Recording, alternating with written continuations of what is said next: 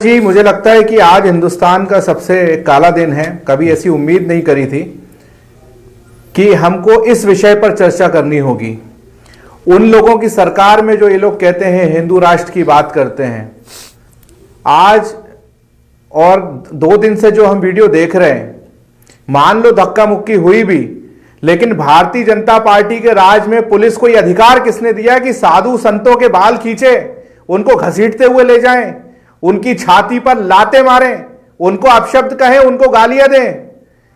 यह हमारे हिंदुस्तान की पहचान थी। एक तरफ नरेंद्र मोदी जी जब कुंभ में जाते हैं तो उनके लिए पूरा रोड खाली कर दिया जाता है और करोड़ों रुपए की रेंज रोवर कार से वो घाट तक पहुंचते हैं, वीआईपी घाट बना दिए जाते हैं। दिल्ली में जब वो गंगा का स्नान करते हैं तो एक पूरी की पूरी नदी बना दी जाती है उनके लिए। और जब हमारे धर्माचार्य वहां जा रहे हैं तो आप उनके अनुयायियों पर लाते चला रहे हैं, उनके सीने पे लाते मार रहे हैं। आखिर ये भारतीय जनता पार्टी तो वो सरकार है, इन्होंने कभी साधु संतों का सम्मान करा ही नहीं है। 15 साल पहले यदि आपको याद हो, इसी भारतीय जनता पार्टी ने हमारी बहन साध्वी उमा भारती जी को अपने प्रदेश कार्यालय से धक्के देकर बाहर किया था। ये आपने हमने सबने देखा था। और जो इनकी विचारधारा के हैं उनके लिए आपने बताया कि सारे नियम कायदे टूट जाते हैं।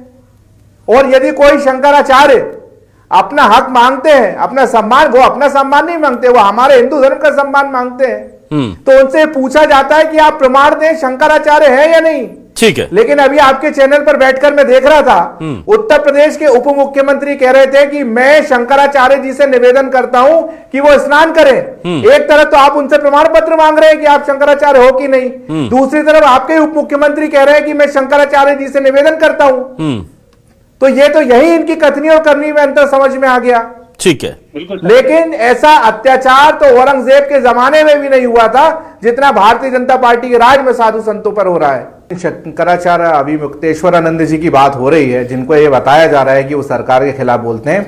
तो जितना वो सरकार के खिलाफ बोलते हैं उससे ज्यादा वो कांग्रेस के खिलाफ बोले हैं, यदि रिकॉर्ड उठाकर देख लिया जाए। यदि आज बात हो रही है साधु संतों के गुस्से की, तो परशुराम जी को भी बहुत गुस्सा आता था। तो उनका किसी ने उनका विरोध किया क्या? आपने पुराने समय की बात करी तो पहले तो ये होता था कि यदि हमारे गुरु ने कुछ कह दिया तो वो लकीर होती थी, बुरा नहीं माना जाता था।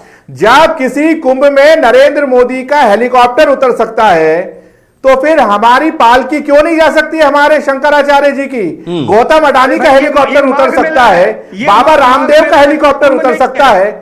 इनका इसलिए उतर सकता है क्योंकि ये सब भारतीय जनता पार्टी के समर्थक है।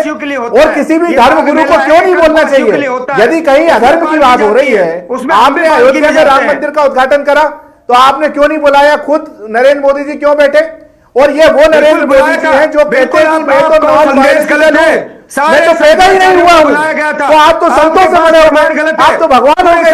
आप ऐसी फोटो आपके आती है, वीडियो आपके आते हैं, आप साधु संत की वेशभूषा में बैठे रहते हैं, तमाम पंडित आपका अभिषेक करते हैं। ये क्या नाटक चल रहा है? और जो लोग बेचारे तपस्या करते हैं, शंकराचार्य बैठे हैं, आप उनका अपमान कर रहे हो।